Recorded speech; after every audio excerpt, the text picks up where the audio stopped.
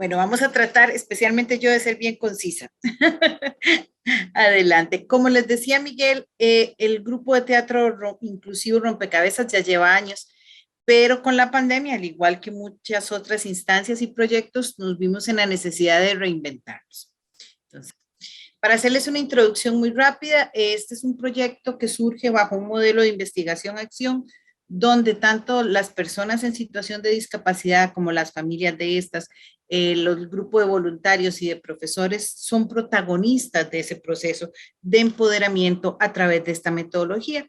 Sin embargo, para hacer esta presentación y exponer estos resultados, utilizamos otras técnicas también del modelo cualitativo para poder hacer un análisis sistemático de la información. Uno de los objetivos principales del grupo siempre ha sido el trabajar para el otro, que es un poco la premisa del teatro. Y eso se logra a través de un trabajo cooperativo y es la base para desarrollar habilidades sociales. Entonces encontramos en toda esta filosofía de trabajo cooperativo esa estrategia y ese insumo para poder abordar estos temáticos. Como les indicábamos, el grupo tiene ya más de 5 años de trabajar. Sin embargo, en el momento en que llega la pandemia, suspendimos prácticamente una semana nada más con ellos y para precisamente el equipo poder reinventarnos hacia qué ruta íbamos a seguir. Entonces iniciamos con una serie de actividades desde la virtualidad y una reestructuración del mismo porque vimos la necesidad que tenían los chicos y las familias de continuar con este trabajo. Entonces, ahí venía el reto de cómo íbamos a transformar algo que se basa en trabajar para el compañero, en hacer eso mismo, pero desde la virtualidad. Cómo replantear todos los talleres y de esa presencialidad, de esa capacidad de improvisar, demás, pero ahora desde la virtualidad. Y eso nos permitió entonces repensar en esta estructura y filosofía del trabajo cooperativo como la base para partir en los siguientes puntos. ¿Por qué trabajo cooperativo? Bueno, toda la teoría y filosofía de trabajo cooperativo en realidad no es reciente, aunque al país no llegó hace tantos años. Pero definitivamente diferentes autores plantean que es la base para el fomento de las habilidades sociales. Las habilidades sociales, contrario a lo que nos han inculcado, no se basan en la competencia, se basan en la cooperación. De ahí la importancia de tener una filosofía clara y un fundamento epistemológico que fundamente nuestro quehacer. Asimismo, definitivamente favorece la autonomía. Favorece la autonomía en el momento en que yo dejo de pensar solo en mis necesidades para pensar en las del otro, me hago responsable de las mías. Es fundamental en el trabajo artístico, repito, y eso para la gente que tal vez no conoce tanto del teatro, la premisa del teatro, yo no trabajo para un público que cambia cada noche, ni trabajo para mi persona, porque para eso pongo un espejito en la casa y me veo solita, no, trabajo para el compañero, tengo que tener esa capacidad de que si se olvida un texto de algo, de resolver en función de que la obra continúe y de ese trabajo en equipo y de forma cooperativa. Asimismo, para las personas que presentan alguna situación de discapacidad, el trabajo cooperativo es una estrategia que les aporta muchísimo porque los pone en un rol diferente de no ser el que recibe la ayuda, sino el que también la puede ofrecer dependiendo de la actividad. Ahora, retomamos de toda esta base epistemológica de trabajo cooperativo, ¿cuáles son aquellos componentes fundamentales que nos sirven para el grupo rompecabezas? La interdependencia positiva, la responsabilidad y la rendición de cuentas. Este es fundamental en todo lo que son este trabajo de responsabilidad y autonomía. Vean que lo decíamos anteriormente, porque yo tengo que rendir cuentas no solo de mi trabajo, sino de cómo apoyé el de los demás. Una interacción que se vuelve estimulante, que crea seguridad, que crea zonas de confort para los participantes. Definitivamente las habilidades sociales, que es como el principal objetivo del grupo Rompecabezas, sobre todo porque nos originamos ofreciendo una alternativa a las personas que tienen una situación del trastorno del espectro autista, aunque posteriormente el grupo se amplió, pero es algo que se debe enseñar y que a veces damos por obviado, que las personas no necesitan enseñárseles cómo desarrollar habilidades sociales, habilidades grupales y definitivamente todo ese procesamiento. Ahora, hay diferentes tipos según el autor y diferentes modalidades, formales, informales, grupos de base, y todos estos los hemos ido utilizando de forma sistemática según las necesidades y según el objeto de cada clase.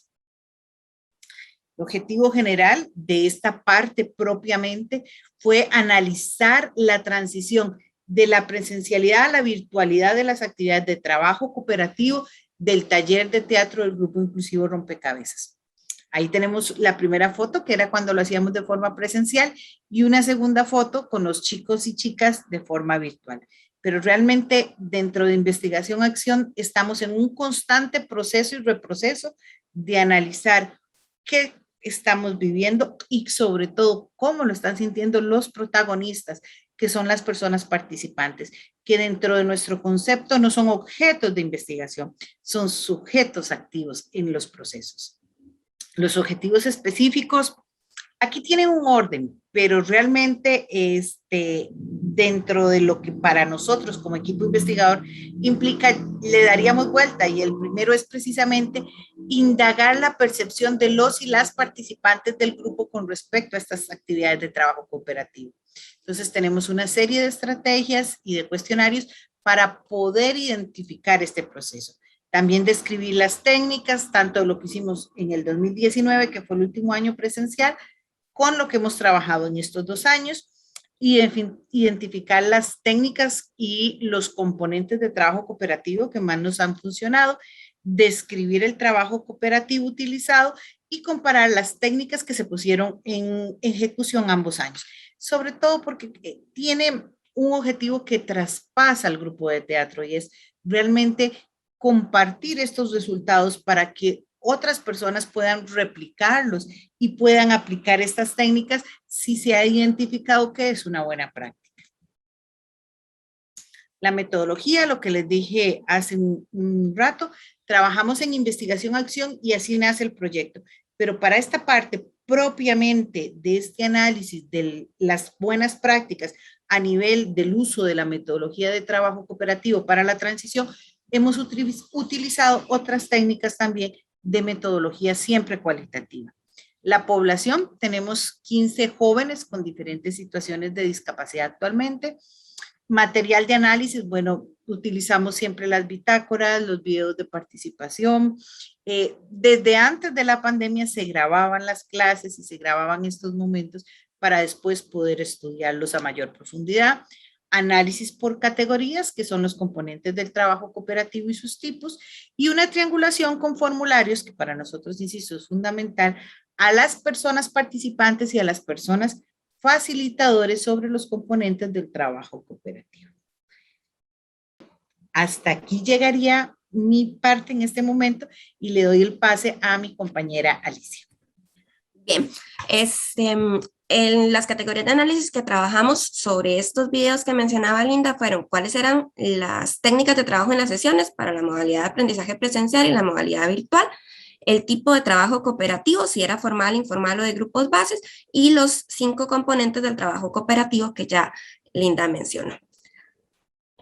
Ok, vamos a ver, las actividades presenciales y en las actividades virtuales nos centramos en analizar las actividades en subgrupos que hacíamos. No hicimos el análisis de la parte de montaje, ensayo y presentación porque desde la parte virtual todavía no hemos llegado a esos procesos.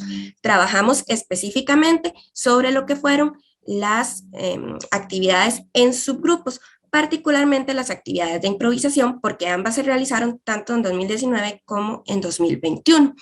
En 2020 no tuvimos sesiones artísticas, sino que se brindó otro tipo de apoyo al grupo. En las actividades presenciales, la actividad consistía en dar una premisa al grupo, ya fuera para hacer una escena, un pequeño sketch, o para elaborar una canción, ya fueran las escenas, por ejemplo, un día fue situaciones en las que tenemos que decir que no, o situaciones en un mercado, etcétera. Y las canciones eran canciones que teníamos el texto dentro de alguna obra teatral y que el grupo improvisaba la música, el ritmo, el baile, etc. Se dividía el grupo en subgrupos, cada subgrupo era acompañado por una persona facilitadora y después lo que se montaba se presentaba al grupo. Tenían unas media hora para improvisar, en el sentido que no tenían un texto base en el cual valga la redundancia, basarse para hacer su presentación. Una vez que lo hacían, todo el grupo les brindaba retroalimentación. En la virtualidad se pasó a improvisar historias a partir de una premisa. En este caso, ellos no iban a actuar a las historias necesariamente, sino que se les daba una historia inconclusa, una frase, un escenario o un sonido para que inspiraran y crearan una historia en sus subgrupos. Se trabajó en las breakout rooms de Zoom, entonces se iban en sus pequeños subgrupos, igual con una persona facilitadora que les apoyara, y después en la videollamada principal se hacía la presentación de la historia por subgrupos y se recibía una retroalimentación por parte de sus compañeros y compañeras. Ok, vamos a revisar ahora sobre cada uno de los componentes del trabajo cooperativo. En el caso de la interdependencia positiva, en la parte presencial veíamos cómo había esta claridad desde la premisa en que no se podía hacer la presentación si no estaban todos. Entonces ya fuera la persona facilitadora o alguno de los chicos y chicas del subgrupo iban y traían a los compañeros que a veces se alejaban, ¿verdad? Que se empezaban a caminar por el espacio y eran, no, estamos trabajando aquí porque tenemos este tiempo para montar la premisa. No empezaban si faltaba alguno, de hecho es muy interesante ver en los videos, por ejemplo, cuando alguien dice, no, ¿cómo te vas a ir? Todavía no hemos presentado, ¿verdad? Porque si no estaban todos no podían presentar. En la actividad virtual fue necesario hacer una transición a mediar que todos abrieran el micrófono en el momento indicado para que pudieran participar. La persona facilitadora sí tenía que supervisar que no se quedara alguien por fuera, en especial los que apagaban la cámara, porque entonces era como, ¿está o no está? ¿Verdad? Y están hablando pues los que estamos viendo, pero llamar a las personas que estaban por alguna razón o se desconectaban cámara y cerraban el micrófono, y apoyar cuando había algún olvido cuando se presentaba la historia, porque la poníamos en 15 a 20 minutos y pasábamos a presentar. Entonces, en ocasiones los propios compañeros les decían al otro qué era lo que le tocaba decir, porque pues la retención tal vez no era igual para explicar y para narrar la historia. En cuanto a la responsabilidad y rendición de cuentas, en las actividades presenciales cada quien tenía su rol asignado, ya fuera que lo asumiera por su cuenta o que el grupo le decía, bueno, vos vas a hacer tal situación, y actuaban todos a la vez, mientras que en la parte virtual, aunque era en plenaria, sí eran momentos individuales abriendo las cámaras porque no podían actuar todos juntos, y ahí pues creó pues una mayor responsabilidad de la presentación de cada uno. En cuanto a la interacción estimulante, sí cada quien aportaba desde sus intereses, sus habilidades y conocimientos. Por ejemplo, en la parte musical, los que cantaban más o sabían más de música les contaban a los otros, los que tenían problemas de dicción tocaban más bien los instrumentos, y en la presentación se recurría mucho a la parte física también y pues el lenguaje corporal. En las presentaciones virtuales, pues lo que veíamos eran distintos estilos, preferencias narrativas. Por ejemplo, en esa foto que tenemos ahí, uno tenía una premisa de un perrito que se escapaba y unos querían que el perrito se muriera y otros querían que el perrito se salvara. Entonces, cómo se negociaba ahí, y había variedad de finales y alternativas y se apoyaban dentro del grupo para dar ideas. En cuanto a la parte de habilidades sociales, aquí evidentemente pues había que pasar por el diálogo para planear, para votar las preferencias, y en la parte presencial era muy importante la comunicación no verbal, que en la parte virtual la perdemos un poco, porque los chicos se volvían a ver cuando estaban presentando y se hacían señas cuando alguien tenía que adelantarse o hacer algún movimiento, que en la parte virtual estamos pues limitados al espacio en la pantalla y más mediado por lo que va a ser la parte vocal. Aquí fue importante que en las discusiones y demás se diera un espacio a aquellas personas con particularmente problemas de pronunciación para darse a entender y nunca pasar por encima de no lo entendimos, entonces que sigan. No, siempre cada uno tenía su espacio para explicarse. Y finalmente, en cuanto al procesamiento grupal, pues en ambos casos había una retroalimentación del grupo y se buscaba identificar aciertos y errores, pero en la presencial era más sobre la actuación y en la virtual era más sobre el proceso de crear esa historia juntos.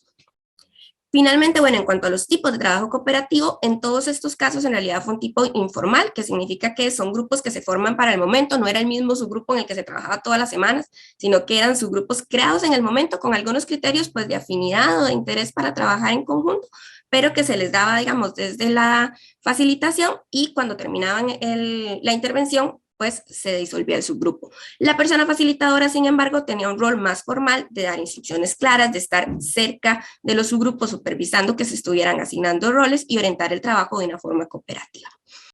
En cuanto a la apreciación de las personas participantes, en este caso, pues lo que hicimos fue preguntarles sobre 5 afirmaciones, cada una relacionada con un componente del trabajo cooperativo, y como vemos no hubo mayor diferencia para ellos entre el trabajo presencial y el trabajo virtual en cuanto a cómo se presentaban estos componentes, siendo el que más se les dificultaba particularmente el de habilidades sociales, que como les explicó Linda es la necesidad que nos reúne en este subgrupo en particular. Finalmente, las personas facilitadoras pues encuentran que en las actividades presenciales ya había una alta interdependencia grupal, la interacción estimulante, las habilidades sociales tenían que ser mediadas y había un disfrute del éxito del subgrupo, pero no había tanta criticidad sobre el proceso. Era más como ya presentamos y celebramos. Y había menos distracciones en cuanto a personas en la casa, ruidos y demás que tenemos desde la parte virtual. En la parte virtual fue necesaria crear una mayor mediación en dar el permiso para abrir el micrófono, dar turnos, repartir más las responsabilidades individuales de cuándo interviene cada persona, pero también había más comentarios de los resultados al final. Sí, la interacción y la parte visual, como les dije ahora, estaba más limitada. Bien, ahora los voy a dejar con mi compañera Linda de nuevo para que les explique pues finalmente qué concluimos sobre todos estos resultados. Muchísimas gracias, Alicia. Si nos pasan la siguiente, gracias. Definitivamente, resumiendo, podríamos decir que pudimos lograr una misma estructura para los procesos de improvisación en sus grupos con estrategias cooperativas. Hubo y fue necesario hacer un ajuste del rol de la persona facilitadora, que somos el equipo de investigación. Fue también necesario disminuir el tiempo de trabajo porque todos sabemos lo pesado que se hace a través de la virtualidad. Asimismo, tuvimos que buscar una serie de alternativas para la participación de cada persona en consideración de sus habilidades y también trabajar en pequeños grupos para poder dar un seguimiento mejor y dar énfasis al proceso. Las conclusiones, definitivamente, es muy importante no aumentar la vulnerabilidad de las personas en situación de discapacidad durante la pandemia, y para esto se requiere un acompañamiento y un estar ahí, no detenernos porque eso aumenta su vulnerabilidad. Hay una preservación de la participación en un nuevo ambiente. Eso fue algo que se logró gracias a estas estrategias. Un énfasis en el proceso del trabajo, o sea, cada actividad, cada paso es importante. La presencia de interdependencia positiva, la responsabilidad y la interacción estimulante han sido claves, así como la importancia del rol de la persona facilitadora, que hubo que reinventarlo. Definitivamente la importancia del diálogo, de los límites, de los procesos de respeto que decíamos, y la virtualidad ha potenciado el procesamiento grupal. El grupo no solo se autorregula cada uno, sino que es una contención para el resto. Y hay una necesidad de fortalecer la autocrítica. Ya los chicos se han medido, han ido aprendiendo sus tiempos y demás, y abre a sí mismo una nueva posibilidad de nuevos procesos investigativos al respecto de esta nueva realidad. Muchísimas gracias. Bueno, agradecemos la participación de la doctora Linda Madrid y de la compañera Alicia Sandoval, y tenemos un espacio para preguntas. Si gusta alguna persona intervenir, entonces abrimos el micrófono. En este caso, don Percy nos solicita la palabra. Adelante. Bueno, muy buenos días, ¿verdad? De igual manera, también felicitar a las estimadas ponentes por el magnífico estudio que han realizado. Una pregunta, ¿cómo fue observado el proceso de socialización de parte del estudiantado en estos procesos asincrónicos, especialmente en medio de la COVID-19 a partir de esta estrategia? Disculpen. Bueno, voy a empezar yo y le cedo la palabra también a Alicia. Como les decíamos, Percy, gracias por los saludos, y todas las sesiones se graban.